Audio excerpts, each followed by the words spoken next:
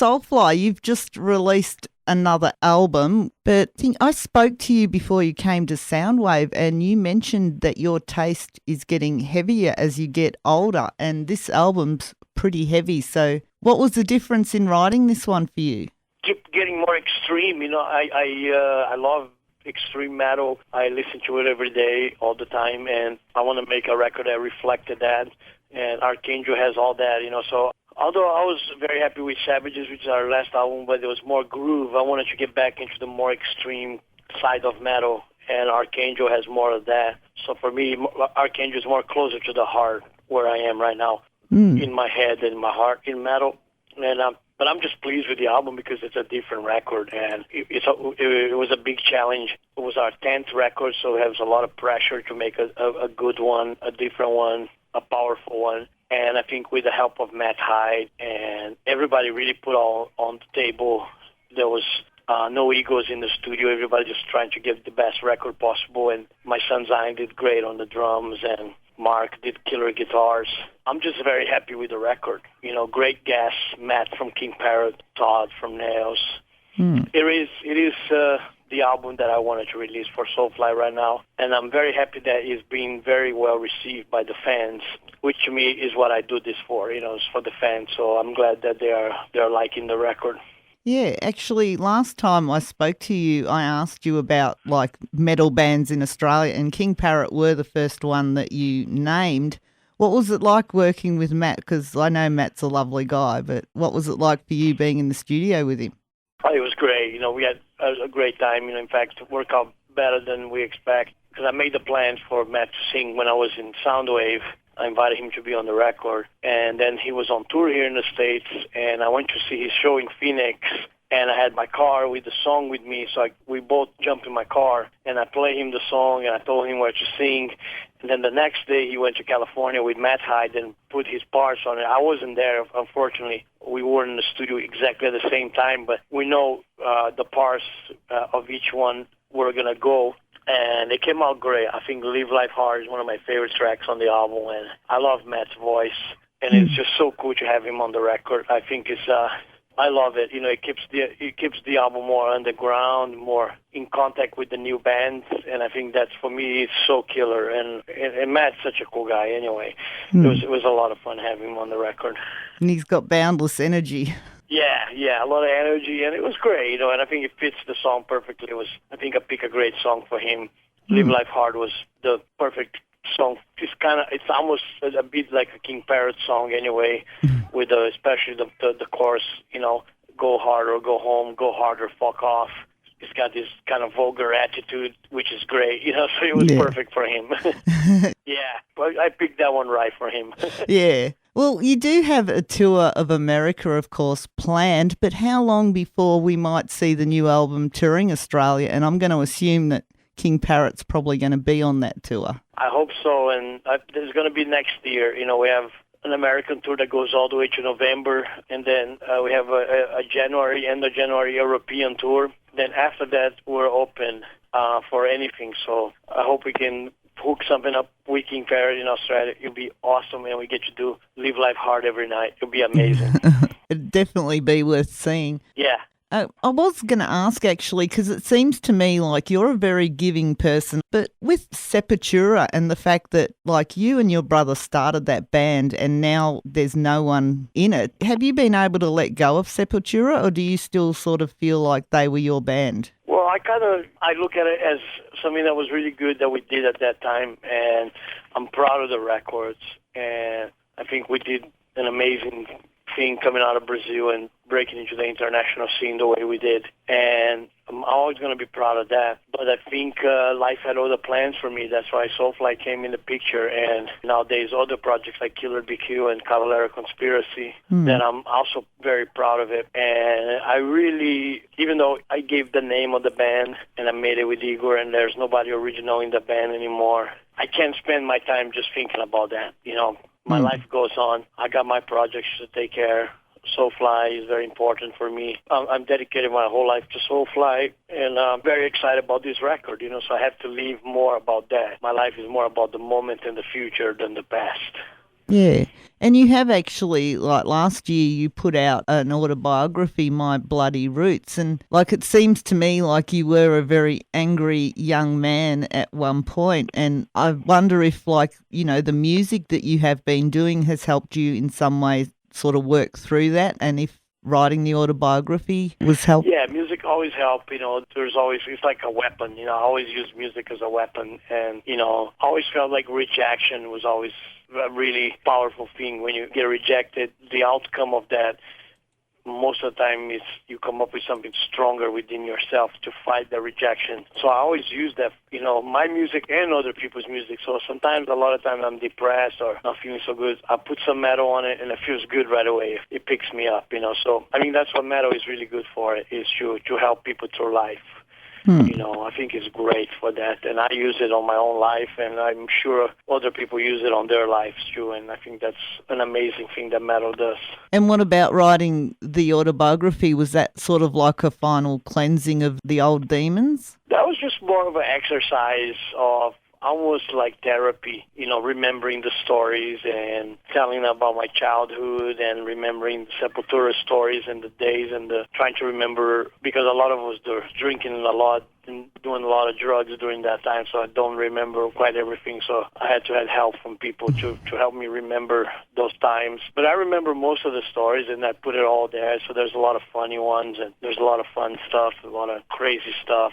And, it's a great story, coming out of Brazil, making through the world, making to the music, becoming international musician, and influencing a lot of people. It's been a great journey, I hope I can do another book in another 20 years and have more stories to tell in another 20 years. But for now, My Bloody Roots was a really well-done book. It had a lot of cool people, like Dave Grohl did the intro, and Joe MacGyver helped me write it. And I think a lot of people that read, some people read it 7 times, I heard, so I think people like it, and for me it was really important that people liked the book.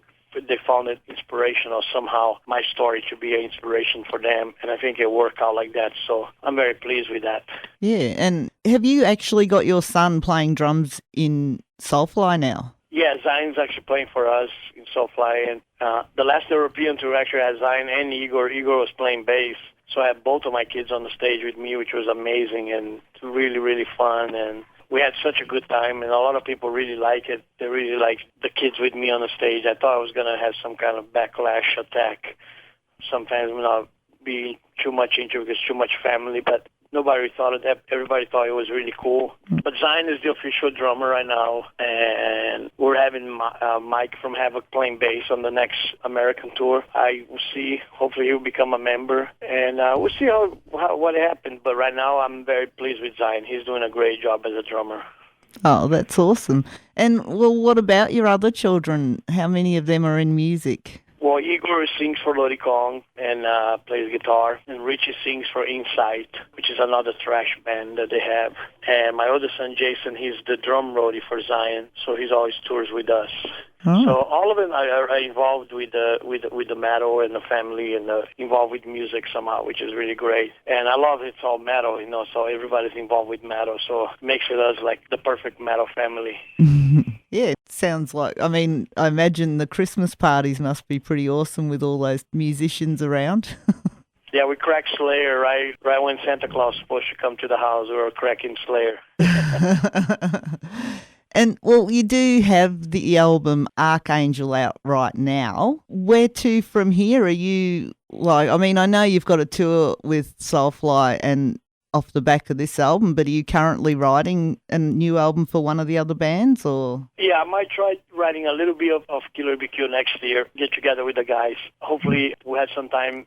Hopefully Troy and Greg have a little bit of time off from their band so we can get together and at least start writing the new stuff for the new Killer BQ. And eventually we're going to record that at some point and then put it out second record. Can you actually be touring with Soulfly and write a Killer Be Killed track or a Cavalera Conspiracy track, or do you have to sort of put Soulfly aside to concentrate on another band? Yeah, it's better to do it. I don't really write on tour. There are a lot of distractions on tour, and I don't really like to write on tour that much. I prefer to be at home and write the riffs at home when I'm just thinking about that band for that album. So I'm probably going to wait for the right time to start working on Killer Be Killed. So for right now, I think, everything is turning to Soulfly right now, and we're going to spend some time working with Soulfly for a while. And because it's an exciting album and the tours are exciting in front of us, and I think a lot of people want to hear this album, and we're going to try to play it as much places as we can play with it. Yeah. And what about when you are at home? I mean, obviously you're obsessed with music, having 3 bands, but is there something else that you do outside of music, or even something that, around music that we don't see? Not really, not much. I mean, I watch a lot of movies and read a lot of books, and I like hiking. There's a lot of cool places to hike here in Arizona where I live, although it's very hot right now, so it's not really good to go hiking right now. But I like spending time with the family, going to museums with Gloria, and sometimes taking the kids to places like that.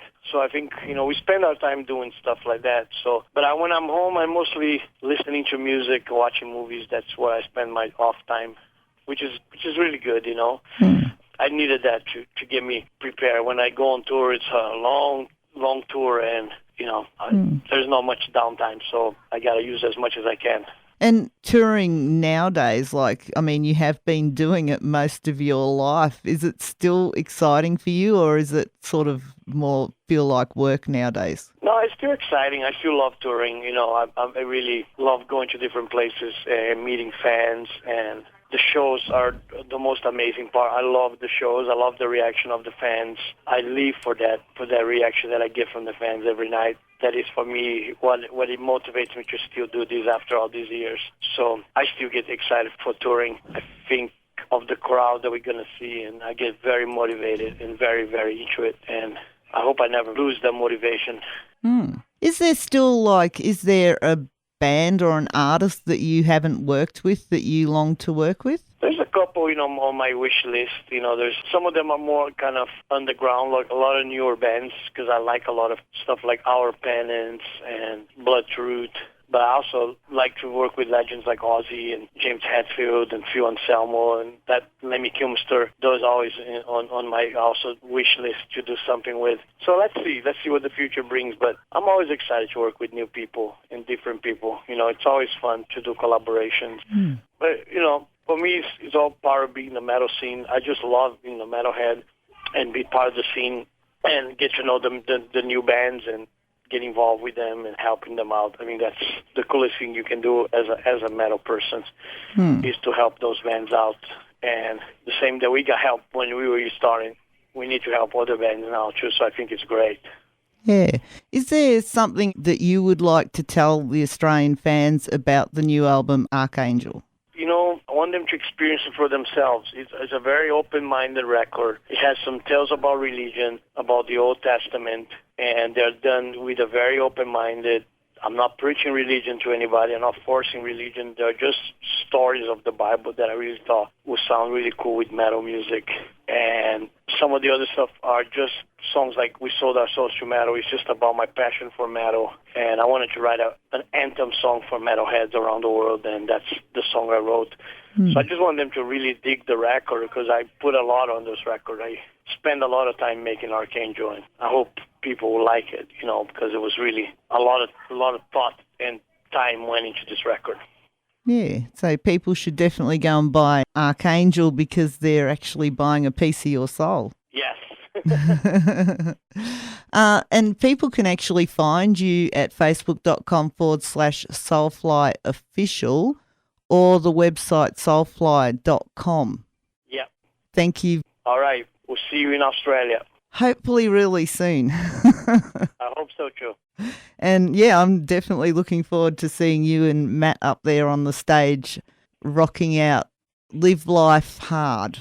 Yeah. Yeah. Well, it was very nice talking to you again. Hope I see you soon. It's always great talking to you, and I definitely look forward. I'll be keeping an eye out for that tour. All right. Thank you. Thank you. Bye.